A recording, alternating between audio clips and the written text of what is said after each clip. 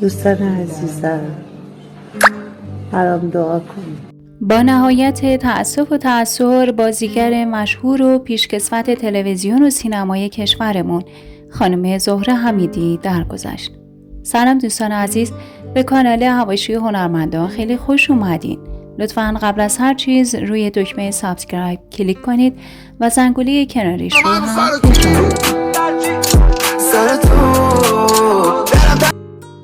متاسفانه لحظاتی پیش بازیگر مشهور و محبوب کشورمون بانو زهره حمیدی درگذشت.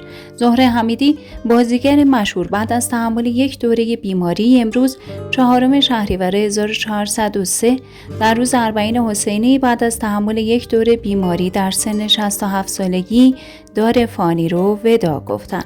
اوایل بهمن 1402 بود که خانم حمیدی خبر از سرطان پانکراس خود رو داده بود. او گفت به جهت تشخیص دیرهنگام این بیماری امکان عمل جراحی ندارد و باید بعد از شیمی درمانی و کوچک شدن توده بتوانند با عمل جراحی اون توده رو خارج کنند.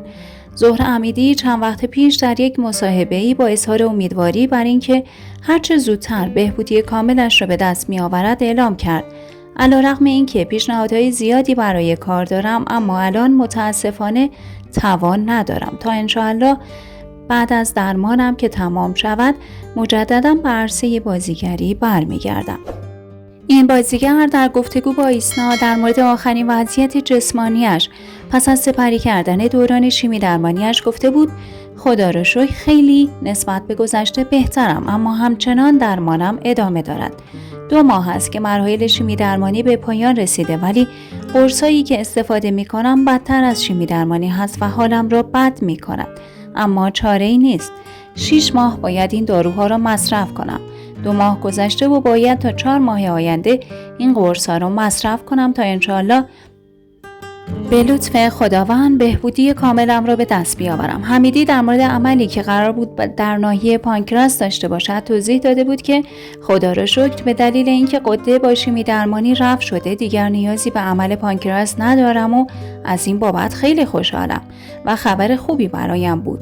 من مردم عزیزم و دوست دارم و بسیار تشکر میکنم چون خیلی به من لطف دارن و در این مدت برایم بسیار دعا کردن و من دیدم که دعای جمعی واقعا برایم تاثیر داشت.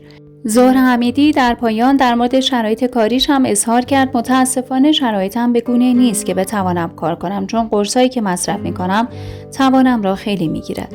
من وقتی فهمیدم دچار این بیماری شدم 2-3 روز منگ شدم و روحیم رو باختم، اما بعد از چند روز خودم رو پیدا کردم و به خودم امیدواری دادم و به خودم روحیه دادم که باید به زندگی برگردم، به خاطر بچه‌هام، به خاطر مردم، و به خودم قول دادم که حالم خوب میشه.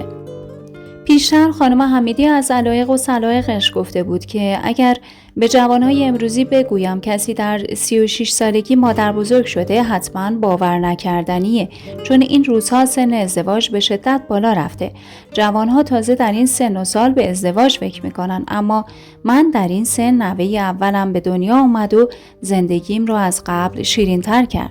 خانم حمیدی در 8 اردیبهشت 1336 در عراق متولد شده. نام اصلی او زهره ربیعی مطمئن هست، اما فامیلی حمیدی رو از همسرش گرفته و با نام زهره حمیدی شهرت گرفته است. خانم حمیدی در 16 سالگی ازدواج کرد و حاصل این ازدواج 4 فرزند به نامهای حمید، حامد، مهتاب و بیتا بوده. حمید متاسفانه در سن 27 سالگی بر اثر استفاده زیاد از مکمل‌های دارویی بدنسازی فوت کرد. خانم حمیدی دیپلم اقتصاد دارن. ایشون بعد از ازدواج علاقه زیادی به فعالیت و کار بیرون از منزل داشتن. ایشون علاقه زیادی به بچه‌ها داشتن و به همین خاطر یه مدت در مهد کودک کار می‌کردن و اداری یک مهد کودک رو بر عهده داشتن که متاسفانه امروز این هنرمند گرامی در سن 67 سالگی از بین ما رفت. روحش شاد و یادش گرامی.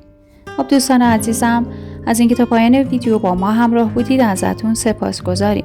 لطفاً با لایک و کامنتاتون بهمون انرژی بدین و شما هم نظراتتون رو برامون کامنت کنید. تا ویدیوهای بعدی، بدرود. خیلی سخت